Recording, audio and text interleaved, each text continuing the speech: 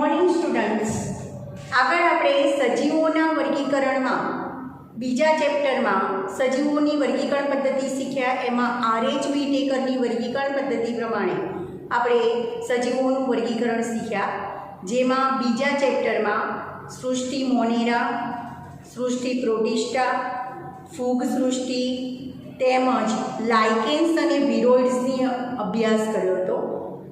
ત્યાર પછી આપણે ત્રીજા ચેપ્ટરમાં વનસ્પતિ સૃષ્ટિની વાત કરી અને હવે ચોથા ચેપ્ટરમાં પ્રાણી સૃષ્ટિ વિશે આપણે અભ્યાસ કરીશું.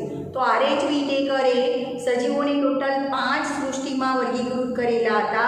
એટલા માટે RH વિટેકરની વર્ગીકરણ પદ્ધતિને 5 સૃષ્ટિ વર્ગીકરણ પદ્ધતિ કહેવાય છે, જેમાંની પહેલી વર્ગીકરણ પદ્ધતિ છે પહેલી સૃષ્ટિ છે મોનેરા, બીજી સૃષ્ટિ પ્રોટિસ્ટા, ત્રીજી સૃષ્ટિ ફૂગ, જેનો અભ્યાસ આપણે બીજા પ્રકરણમાં કરી લીધો. ચોથી સૃષ્ટિ છે એ વનસ્પતિ સૃષ્ટિ, જેનો અભ્યાસ આપણે ત્રીજા ચેપ્ટરમાં કર્યો. અને હવે પ્રાણી સૃષ્ટિ એ 5મી સૃષ્ટિ છે. તો પ્રાણી સૃષ્ટિનો અભ્યાસ આપણે ચોથા ચેપ્ટરમાં કરીશું. હવે તમે જુઓ તો પૃથ્વી ઉપર કે વિશ્વમાં ઘણા બધા સજીવો અસ્તિત્વમાં આવે છે. એ સજીવોમાં વનસ્પતિ, પ્રાણીઓ, સૂક્ષ્મજીવો બધાનો સમાવેશ થાય છે. વનસ્પતિ કેવા કેવા પ્રકારની હોય છે આપણે આગળ શીખી ગયા ત્રીજા ચેપ્ટરમાં. લીલ, દ્વિઅંગી, ત્રિઅંગી, અનાવૃત વિદારી અને સૌથી મોટો વનસ્પતિ સમૂહ એટલે કે આવૃત વિદારી વનસ્પતિ. આ બધા જ વનસ્પતિઓની લાક્ષણિકતા વિશે આપણે ત્રીજા ચેપ્ટરમાં શીખી ગયા. હવે પ્રાણી સૃષ્ટિમાં તો તમે જુઓ તો તમારી આસપાસ ઘણા બધા પ્રાણીઓ અસ્તિત્વમાં છે. જુદી જુદી જાતના જુદા જુદા કદ, સ્વરૂપ, આકાર ધરાવતા પ્રાણીઓ અસ્તિત્વમાં છે. જે પૈકીના કેટલાક બધા જ પ્રાણીઓ જે જોવા મળે છે એ બધા જ પ્રાણીઓ એના સ્વરૂપ, કદ, આકાર, રચનામાં વિવિધતા દર્શાવે છે. ટૂંકમાં એમ કહી શકાય કે તમારી આસપાસ જોવા મળતા બધા જ પ્રાણીઓ જૈવ વિવિધતા ધરાવતા જે પ્રાણીઓ છે પુષ્કળ પ્રકારના છે અને જુદી જુદી વિવિધતા દર્શાવે છે. અને એના આધારે એનું વર્ગીકરણ, એના લક્ષણોના આધારે એનું વર્ગીકરણ કરેલું છે. તો પ્રાણી સૃષ્ટિના વર્ગીકરણમાં કયા સજીવોને કયા જૂથમાં કે સમૂહમાં કે સમુદાયમાં મૂકેલા છે એ આ ચેપ્ટરમાં આપણે અભ્યાસ કરવાનો છે. એ પહેલાં જે પ્રાણીઓ છે એ પ્રાણીઓને કયા લક્ષણોના આધારે કે કયા ગુણધર્મના આધારે એને કોઈ સૃષ્ટિમાં, કોઈ સમુદાયમાં વર્ગીકૃત કરેલા છે એ કેટલાક ટોપિક તમારે સમજવાના છે. તો એની આપણે વાત કરીએ કે પૃથ્વી પર મોટી સંખ્યામાં વિવિધ પ્રાણીઓ જોવા મળે છે અને આ બધા પ્રાણીઓમાં લાખોની સંખ્યામાં અથવા એમ કહી શકાય કે લાખો ઉપર પ્રાણીઓની જાતિઓ ઓળખાયેલી છે, એનું નામકરણ કરેલું છે. નામકરણ કઈ રીતે કરવામાં આવે છે એ પણ આપણે પહેલા ચેપ્ટરમાં શીખી ગયા છે. તો પ્રાણીઓની લાખો ઉપરાંત પણ જાતિઓ ઓળખાયેલી છે. હવે પ્રસ્તાવનામાંથી આપણે શરૂઆત કરીએ છીએ 4.1 વર્ગીકરણના આધારો. હવે વર્ગીકરણના આધારો એટલે કે પ્રાણીઓનું જે વર્ગીકરણ કરવામાં આવ્યું છે એ વર્ગીકરણ કયા મુદ્દાને, કયા પોઈન્ટને અથવા તો કયા લક્ષણને ધ્યાનમાં રાખી અને એનું વર્ગીકરણ કરવામાં આવ્યું છે એ આપણે સમજીએ. તો વિવિધ પ્રાણીઓની રચના અને સ્વરૂપમાં ફેરફાર હોવા છતાં બધા પ્રાણીઓ જુદી જુદી રચના, કદ, આકાર ધરાવે છે. છતાં એ કોષોની ગોઠવણી, એ સજીવમાં, પ્રાણીઓમાં કોષોની ગોઠવણી, એનું દૈહિક સમમિતિ, તમને ખ્યાલ હોય તો આપણે પુષ્પના સમમિતિના આધારે પ્રકાર પાડેલા હતા, નિયમિત, અનિયમિત પુષ્પ. એ જ રીતે પ્રાણીઓના પણ પ્રકાર શીખવાના છે સમમિતિના આધારે. તો પ્રાણીઓનું વર્ગીકરણ કરવા માટે આ બધા મુદ્દાને ધ્યાનમાં લેવામાં આવ્યા છે. કોષોની સમમિતિ, કોષોની ગોઠવણી, દૈહિક સમમિતિ, દેહ કોષની પ્રકૃતિ. દેહ કોષ એટલે શું? તો સજીવના દેહમાં જે પોલાણ આવેલું હોય એને દેહ કોષ તરીકે ઓળખવામાં આવે છે. તો એ દેહ કોષની પ્રકૃતિ કેવી છે એના આધારે, પાચનની રીત કેવી છે એના આધારે, એમાં પરિવહન તંત્ર કેવું છે, ખુલ્લું કે બંધ પરિવહન તંત્ર એટલે કે રુધિરાભિસરણ તંત્ર, પ્રજનનની રીત, એમાં જેવા કેટલાક પાયાના લક્ષણોમાં કેટલાક સજીવો એકરૂપ હોય છે એટલે કેટલાક સજીવોમાં આ બધા લક્ષણો સમાનતા દર્શાવે છે, જ્યારે કેટલાક પ્રાણીઓમાં આ લક્ષણોમાં વિવિધતા જોવા મળે છે.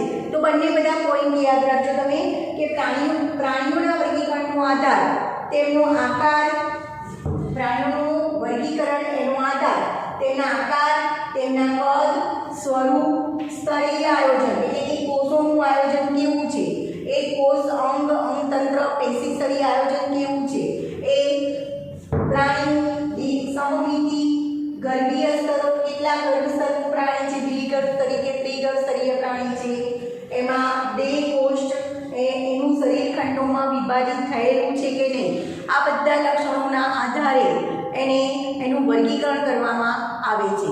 કેટલાક પ્રાણીઓ આ બધી બાબતમાં સમાનતા દર્શાવે છે અને કેટલાક પ્રાણીઓ એમાં જુદાપણું અથવા વિવિધતા દર્શાવે છે. તો આ બધી જ બાબતોને ધ્યાનમાં રાખી અને પ્રાણીઓનું વર્ગીકરણ કરવામાં આવ્યું છે. એટલે એમ કહી શકાય કે વર્ગીકરણના આધાર કયા છે, તો વર્ગીકરણના આધારો આ છે.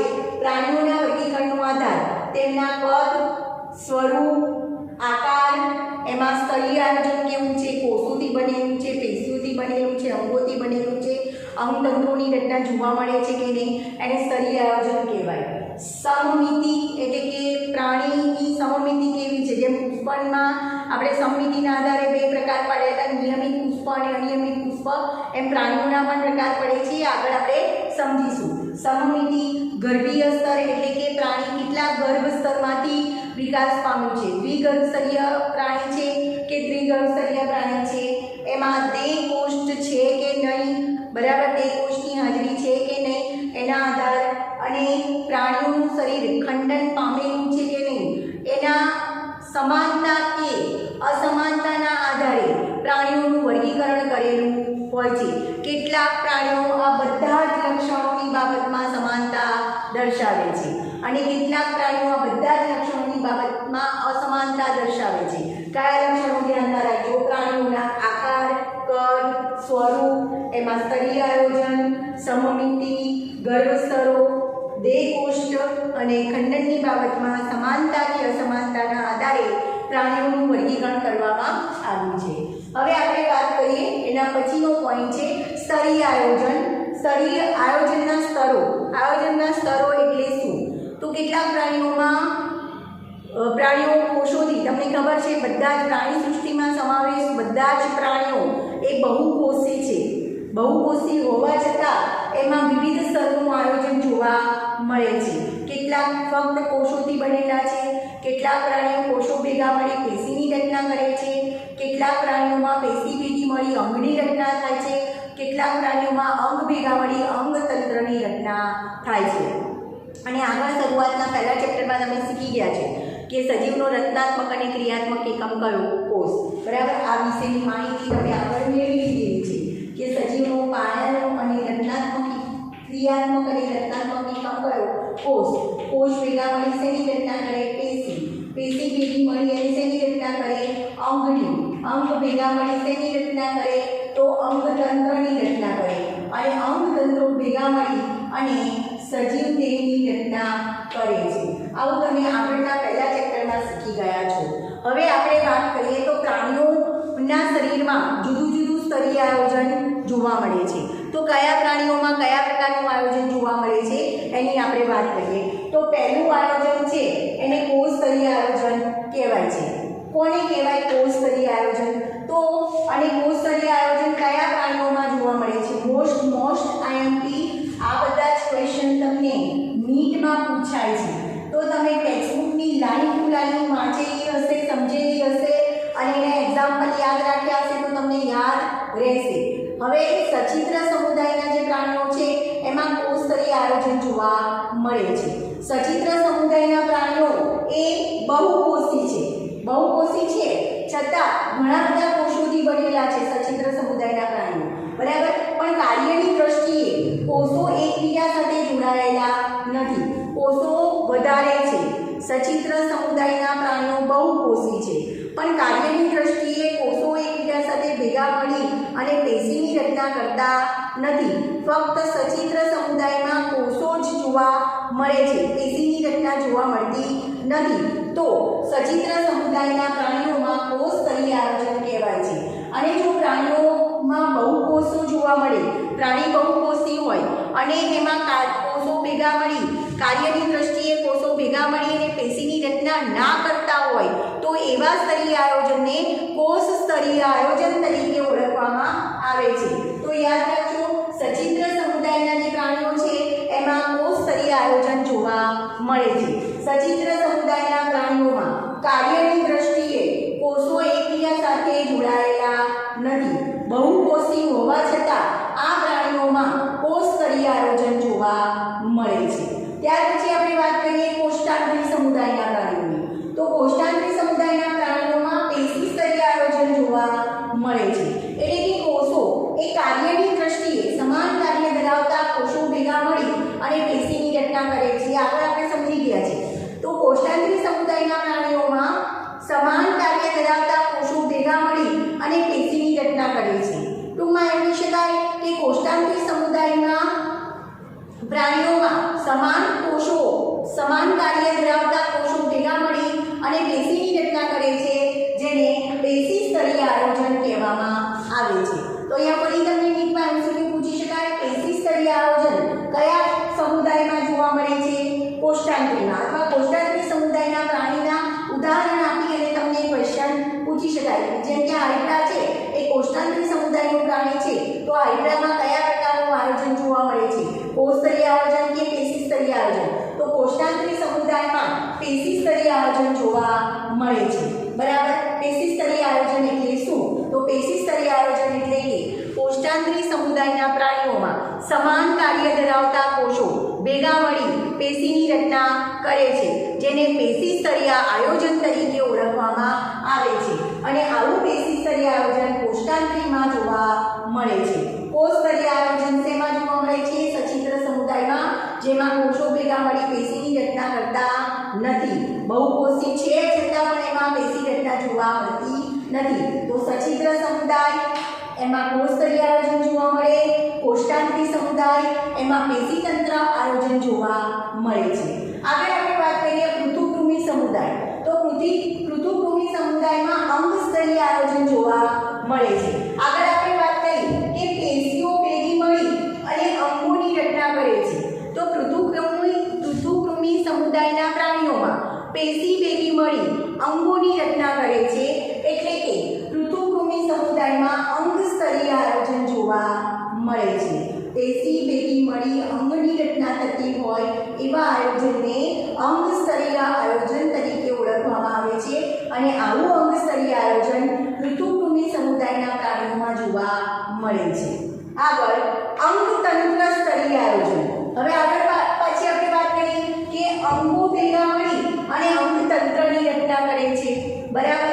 તો અંગતંત્ર સ્તરીય આયોજન એ પૃથુકૃમિ સિવાયના આગળના જે બધા પ્રાણીઓ છે, ઉચ્ચ કક્ષાના પ્રાણીઓ, એ બધામાં અંગતંત્ર સ્તરીય આયોજન જોવા મળે છે. તો અંગતંત્ર સ્તરીય આયોજન એટલે શું?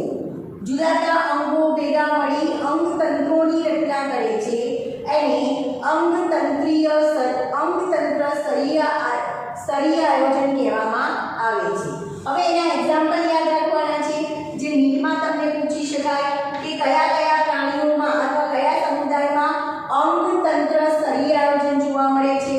તો યાદ રાખજો, સૂત્રકૃમિ સમુદાય, નુપુરક સમુદાય, સંધિપાત સમુદાય, મૃદુકાય સમુદાય, સ્થૂળચર્મી અને બધા જ મેરુદંડી સમુદાયના પ્રાણીઓ એમાં અંગતંત્ર સ્તરીય આયોજન જોવા મળે છે. બરાબર. તો યાદ રાખજો, અંગતંત્ર સ્તરીય આયોજન કયા પ્રાણી સમુદાયમાં જોવા મળે છે અથવા કયા પ્રાણીઓમાં જોવા મળે છે. તો આગળ બધા જ સમુદાયના પ્રાણીઓના એક્ઝામ્પલ આપણે યાદ રાખવાના છે અને એક્ઝામ્પલ ઉપરથી પણ તમને ક્વેશ્ચન પૂછી શકાય. જેમ કે કરડની સૂત્રકૃમિ સમુદાયમાં આવે અને અળસની નુપુરક સમુદાયમાં આવે, તો અળસિયામાં કયા પ્રકારનું સ્તરીય આયોજન જોવા મળે છે? તો અંગતંત્ર સ્તરીય આયોજન. બરાબર. તો એ રીતના પણ ક્વેશ્ચન નીટમાં તમને પૂછી શકાય. તો અંગતંત્ર સ્તરીય આયોજનમાં ઉદાહરણ યાદ રાખજો, સૂત્રકૃમિ, નુપુરક, સંધિપાત, મૃદુકાય, સ્થૂળચર્મી સમુદાય અને બધા જ મેરુદંડી સમુદાયના પ્રાણીઓ એ અંગતંત્ર સ્તરીય આયોજન દર્શાવે છે. હવે આગળ અંગતંત્રોની રચના જુદા જુદા પ્રાણીઓમાં જુદી જુદી હોય છે. બરાબર. બધા પ્રાણીઓમાં એક સરખા પ્રકારનું અંગતંત્રની રચના જોવા મળતી નથી. જુદા જુદા પ્રાણીઓમાં અંગતંત્રની રચના જુદી જુદી હોય છે. જેમ કે આપણે પાચન તંત્રની વાત કરીએ, તો પાચન તંત્રમાં જે પાચન માર્ગ છે એ પાચન માર્ગના બે પ્રકાર પડે છે, અપૂર્ણ પાચન માર્ગ અને સંપૂર્ણ પાચન માર્ગ. તો અપૂર્ણ પાચન માર્ગ કોને કહેવાય? અપૂર્ણ પાચન માર્ગ એટલે કે જે પ્રાણીઓમાં પાચન માર્ગ એક જ છેડે ખુલતું હોય, એક જ છેડે મુખદ્વાર પણ હોય ને એક છેડે મળદ્વાર હોય, એક જ છિદ્ર દ્વારા એ ખોરાક પણ ગ્રહણ કરતો હોય અને મળદ્વાર પણ એના દ્વારા મળ પણ એના દ્વારા નિકાલ કરતો હોય, તો એવા પાચન માર્ગને અપૂર્ણ પાચન માર્ગ તરીકે ઓળખવામાં આવે છે. તો વ્યાખ્યા પૂછી શકાય કે અપૂર્ણ પાચન માર્ગ કોને કહેવાય? માત્ર એક જ છેડે ખુલતો હોય એવા પાચન માર્ગને અપૂર્ણ પાચન માર્ગ કહેવાય. એટલે કે મુખદ્વાર અને મળદ્વાર એક જ હોય, બરાબર, એક જ છેડે મુખ અને મળદ્વાર ખુલતું હોય, મુખદ્વાર અને મળદ્વાર ખુલતો હોય તો એને અપૂર્ણ પાચન માર્ગ કહેવાય છે. દાખલા તરીકે પૃથુકૃમિ સમુદાયના પ્રાણીઓમાં અપૂર્ણ પાચન માર્ગ જોવા મળે છે. મોસ્ટ ટાઈમથી નીટમાં પૂછાય છે ક્વેશ્ચન કે કયા પ્રાણીમાં અથવા કયા પ્રાણી સમુદાયમાં અપૂર્ણ પાચન માર્ગ જોવા મળે છે? તો પૃથુકૃમિ સમુદાયમાં. અપૂર્ણ પાચન માર્ગ એટલે શું? તો એક જ છેડે મળદ્વાર અને મુખદ્વાર ખુલતું હોય તો એને અપૂર્ણ પાચન માર્ગ તરીકે ઓળખવામાં આવે છે. સંપૂર્ણ પાચન માર્ગ કોને કહેવાય? જો એક છેડે જે પ્રાણીઓમાં એક છેડે મુખદ્વાર હોય અને બીજા છેડે પાચન માર્ગના એક છેડે મુખદ્વાર હોય અને બીજા છેડે મળદ્વાર આવેલું હોય તો એવા પાચન માર્ગને સંપૂર્ણ પાચન માર્ગ તરીકે ઓળખવામાં આવે છે. તો એના પણ તમારે એક્ઝામ્પલ યાદ રાખવાના છે. સૂત્રકૃમિ સમુદાયથી માંડીને બધા જ મેરુદંડી સમુદાયના પ્રાણીઓ એમાં સંપૂર્ણ પાચન માર્ગ જોવા મળે છે. ફરી યાદ રાખજો, સંપૂર્ણ પાચન માર્ગ કોને કહેવાય? પાચન માર્ગના એક છેડે મુખદ્વાર ખુલતું હોય અને બીજા છેડે મળદ્વાર ખુલતું હોય તો એને સંપૂર્ણ પાચન માર્ગ કહેવાય છે. અને સૂત્રકૃમિથી માંડી અને બધા જ મેરુદંડી સુધીના બધા જ પ્રાણીઓમાં આ પ્રકારનું સંપૂર્ણ પાચન માર્ગ જોવા મળે છે. માનવનો પાચન માર્ગ એ પણ સંપૂર્ણ પાચન માર્ગ કહેવાય. એટલે સસ્તન સમુદાયમાં પણ સંપૂર્ણ પાચન માર્ગ જોવા મળે છે. તો એક્ઝામ્પલ યાદ રાખજો, અપૂર્ણ પાચન માર્ગ કયા પ્રાણીમાં જોવા મળે છે અને સંપૂર્ણ પાચન માર્ગ કયા પ્રાણીઓમાં જોવા મળે છે. આગળ વાત કરીએ તો જે પરિવહન તંત્ર છે, રુધિરાભિસરણ તંત્ર, એ રુધિરાભિસરણ તંત્ર એટલે કે જે તંત્રમાં રુધિરનું પરિવહન થતું હોય એ તંત્રને રુધિરાભિસરણ તંત્ર અથવા પરિવહન માર્ગ કહેવાય છે. તો આવા પરિવહન માર્ગના પણ બે પ્રકાર પડે છે. જુદા જુદા પ્રાણીઓમાં જુદા જુદા પ્રકારનું પરિવહન જોવા મળે છે, પરિવહન માર્ગ જોવા મળે છે અથવા પરિવહન તંત્ર જોવા મળે છે. તો આવા પરિવહન તંત્રના અથવા રુધિરાભિસરણ તંત્રના બે પ્રકાર છે, ખુલ્લું પરિવહન તંત્ર અને બંધ પરિવહન તંત્ર. હવે આપણે પહેલાં વ્યાખ્યા કરીએ, ખુલ્લું પરિવહન તંત્ર કોને કહેવાય? ખુલ્લું પરિવહન તંત્ર એટલે કે રુધિર વાહિનીઓ, જેમાં રુધિર, તમને ખ્યાલ છે કે આપણા શરીરમાં હૃદય અને રુધિર વાહિનીઓ જેવી કે ધમની અને શિરા અને નાની નાની વાહિકાઓ, એમાં રુધિરનું પરિવહન થાય છે, બરાબર. તો ખુલ્લું પરિવહન તંત્ર એટલે શું? તો ખુલ્લું પરિવહન તંત્ર એટલે કે રુધિર વાહિની શરીરના રુધિર કોટરોમાં ખુલતી હોય અને રુધિર કોટરો સંપૂર્ણપણે રુધિરથી ભરાયેલા હોય છે. આવા અને રુધિર કોટરો સંપૂર્ણ રુધિરથી ભરાયેલા હોય એમાં રુધિર વધુ પ્રમાણમાં હોય અને રુધિરનું દબાણ ઓછું હોય છે, બરાબર, અને અનિયમિત હોય છે. તો એવા પ્રકારના પરિવહન તંત્રને ખુલ્લું પરિવહન તંત્ર કહેવાય. તમે એમાં જુઓ તો બધા જ અંગો જે છે એ રુધિરથી તરબોળ હોઈ શકે. એટલે એમ કહી શકાય કે બધા અંગો રુધિરમાં ડૂબેલા હોય. આખું જે દેહ હોય એ દેહની અંદર રુધિર ભરેલું હોય અથવા દેહ કોષની અંદર રુધિર ભરેલું હોય, બરાબર. તો એવા પરિવહનને ખુલ્લું પરિવહન તંત્ર કહેવાય છે. સંધિપાદ સમુદાયમાં ખુલ્લું પરિવહન તંત્ર જોવા મળે છે અને મૃદુકાય પ્રાણીઓમાં ફક્ત જે શીર્ષપાદી સિવાયના બધા પ્રાણીઓ છે. આ બે એક્ઝામ્પલ યાદ રાખજો, મોસ્ટ ટાઈમથી નીટમાં પૂછાય છે કયા પ્રાણીઓમાં ખુલ્લું પરિવહન તંત્ર જોવા મળે છે. તો એ સંધિપાદ સમુદાયના પ્રાણીઓમાં ખુલ્લું પરિવહન તંત્ર જોવા મળે છે અને મૃદુકાયમાં શીર્ષપાદી સિવાયના જે પ્રાણીઓ છે એ બધામાં ખુલ્લું પરિવહન તંત્ર જોવા મળે છે. ખુલ્લું પરિવહન તંત્ર એટલે કે રુધિર એ રુધિર કોટરોમાં વહન પામતું હોય, રુધિર કોટરો રુધિરથી ભરાયેલા હોય, એમાં રુધિરનું દબાણ ઓછું હોય, રુધિર વધુ પ્રમાણમાં હોય, અંગો બધા રુધિરમાં ડૂબેલા હોય, એવા પરિવહનને ખુલ્લું પરિવહન તંત્ર કહેવામાં આવે છે. સંધિપાદ સમુદાયમાં અને મૃદુકાયમાં શીર્ષપાદી સિવાયના જે પ્રાણીઓ છે એમાં ખુલ્લું પરિવહન તંત્ર જોવા મળે છે. આગળ આપણે વાત કરીએ બંધ પરિવહન તંત્રની, તો બંધ પરિવહન તંત્ર કોને કહેવાય? જેમ કે આપણામાં જે રુધિરાભિસરણ તંત્ર છે એ બંધ પ્રકારનું કહી શકાય. તો બંધ રુધિરાભિસરણ તંત્ર અથવા બંધ પરિવહન તંત્ર એટલે કે રુધિર એ હૃદય અને રુધિર વાહિનીઓ જેમ કે ધમની અને શિરાઓમાં વહન, ધમની, શિરા અને વાહિકાઓમાં વહન પામે છે. એમાં રુધિરનું દબાણ ઊંચું હોય છે. આવી ધમની અને શિરા અને રુધિર વાહિનીઓ જે છે એમાં રુધિરનું દબાણ ઊંચું હોય છે અને નિયમિત હોય છે. બરાબર. તો આવા પ્રકારના રુધિરાભિસરણ તંત્રને બંધ પ્રકારનું પરિવહન તંત્ર કહેવાય છે. અને આ પ્રકારનું બંધ પરિવહન તંત્ર એ નુપુરક સમુદાયના પ્રાણીઓ એટલે કે અળસિયામાં, શીર્ષપાદી પ્રાણીઓ, મૃદુકાય સમુદાયના પ્રાણીઓ છે શીર્ષપાદી, જેમ કે ઓક્ટોપસ અને સેપિયા એ શીર્ષપાદી પ્રાણીઓ કહેવાય. મૃદુકાય સમુદાયના શીર્ષપાદી પ્રાણીઓ કહેવાય. અને બધા જ પુરુષવંશી પ્રાણીઓમાં બંધ પ્રકારનું રુધિરાભિસરણ તંત્ર જોવા મળે છે. ફરી યાદ રાખજો, બંધ પ્રકારનું રુધિરાભિસરણ તંત્ર અથવા પરિવહન તંત્ર એટલે શું? તો જે પ્રાણીઓમાં રુધિર એ હૃદય અને રુધિર વાહિનીઓ જેમ કે ધમની, શિરા, વાહિકાઓમાં વહન પામતું હોય, એમાં રુધિરનું દબાણ ઊંચું અને નિયમિત હોય છે. બરાબર. તો આવા પ્રકારના પરિવહનને બંધ પ્રકારનું પરિવહન કહેવાય અથવા બંધ પ્રકારનું રુધિરાભિસરણ તંત્ર કહેવાય છે. બરાબર. નુપુરક સમુદાયના પ્રાણીઓમાં, મૃદુકાય સમુદાયના શીર્ષપાદી પ્રાણી જેમ કે ઓક્ટોપસ અને સેપિયા જેવા પ્રાણીમાં અને બધા જ પૃષ્ઠવંશી સમુદાયના પ્રાણીઓમાં આ પ્રકારનું બંધ રુધિરાભિસરણ તંત્ર જોવા મળે છે.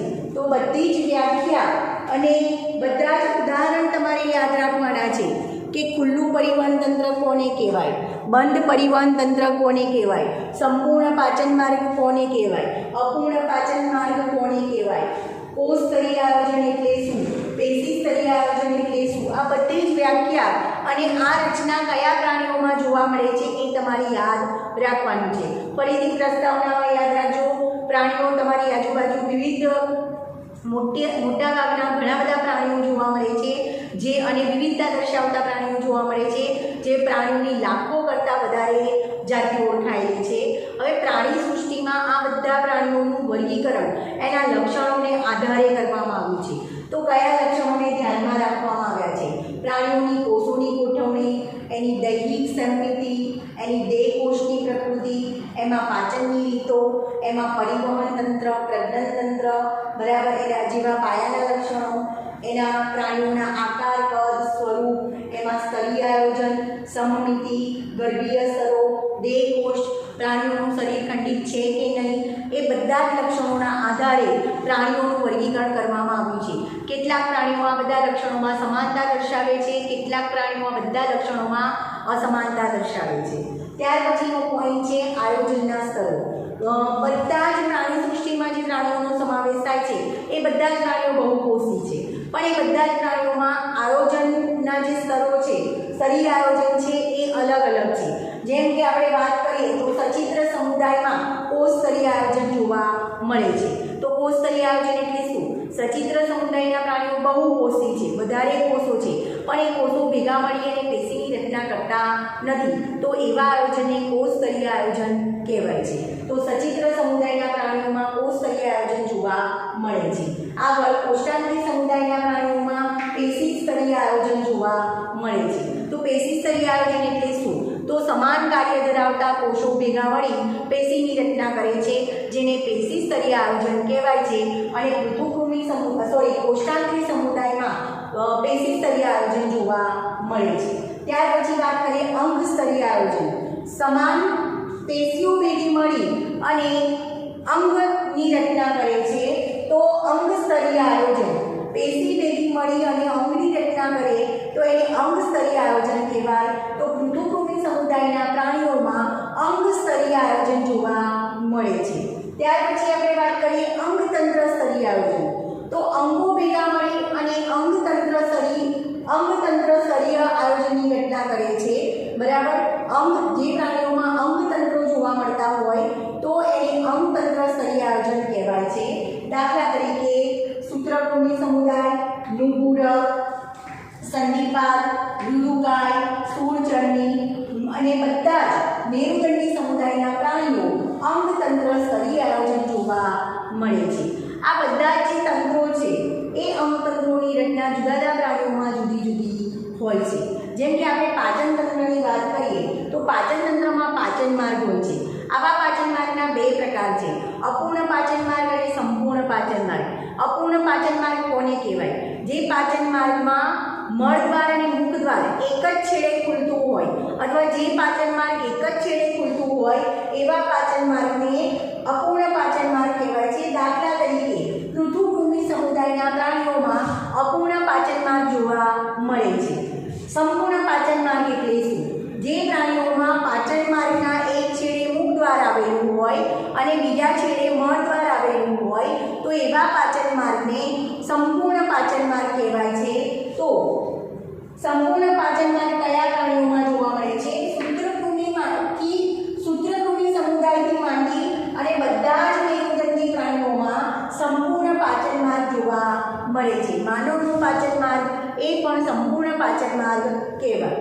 આગળ આપણે વાત કરીએ તો પરિવહન તંત્ર એટલે કે રુધિરાભિસરણ તંત્ર, જેમાં રુધિરનું પરિવહન થાય છે એ પણ બે પ્રકારના જોવા મળે છે, ખુલ્લું પરિવહન તંત્ર અને બંધ પરિવહન તંત્ર। કેટલાક પ્રાણીઓમાં રુધિર છે એ રુધિર વાહિનીઓની બહાર શરીરમાં આવેલા જે કોટરો છે રુધિર કોટરો એમાં વહન પામે છે, એમાં રુધિર કોટરોમાં રુધિર વધુ પ્રમાણમાં ભરાયેલું હોય છે, બરાબર। તો એવા પ્રકારના પરિવહન તંત્રને ખુલ્લું પરિવહન તંત્ર કહેવાય છે। બધા જ અંગો રુધિરથી ડૂબેલા હોય છે એમ કહી શકાય, અથવા રુધિરથી તરબોળ હોય છે, રુધિરથી ડૂબેલા હોય છે, બરાબર। તો આવા પ્રકારનું ખુલ્લું પરિવહન તંત્ર કયા પ્રાણીઓમાં જોવા મળે છે? તો ખુલ્લું પરિવહન તંત્ર એ સંધિપાદ સમુદાયના પ્રાણીઓમાં, મૃદુકાય સમુદાયના પ્રાણીઓમાં, એમાં પણ શીર્ષપાદી સિવાયના મૃદુકાય પ્રાણીઓમાં ખુલ્લું પરિવહન તંત્ર જોવા મળે છે। આવા રુધિર કોટરોમાં રુધિરનું દબાણ ઓછું અને અનિયમિત હોય છે। જ્યારે આગળ આપણે વાત કરીએ બંધ પરિવહન તંત્ર, તો બંધ પરિવહન તંત્ર કોને કહેવાય? તો જે પ્રાણીઓમાં રુધિર હૃદય, ધમની, શિરા અને વાહિકા જેવી રુધિર વાહિનીઓમાં વહન પામતું હોય તો એને બંધ પ્રકારનું રુધિરાભિસરણ તંત્ર અથવા બંધ પ્રકારનું પરિવહન તંત્ર તરીકે ઓળખવામાં આવે છે। અને આ પ્રકારનું બંધ પ્રકારનું રુધિરાભિસરણ તંત્ર એ નુપુરક સમુદાયના પ્રાણીઓમાં, મૃદુકાય સમુદાયના શીર્ષપાદી પ્રાણી જેવા કે ઓક્ટોપસ અને સેપિયા એ મૃદુકાય સમુદાયના શીર્ષપાદી પ્રાણીઓ છે, અને બધા જ પૃષ્ઠવંશી પ્રાણીઓમાં બંધ પ્રકારનું પરિવહન તંત્ર જોવા મળે છે। આ સિવાયના બધા જે તંત્ર છે, પ્રજનન તંત્ર, ઉત્સર્જન તંત્ર, શ્વસન તંત્ર, આ બધા તંત્રોમાં પણ જુદા જુદા પ્રાણીઓમાં વિવિધતા જોવા મળે છે।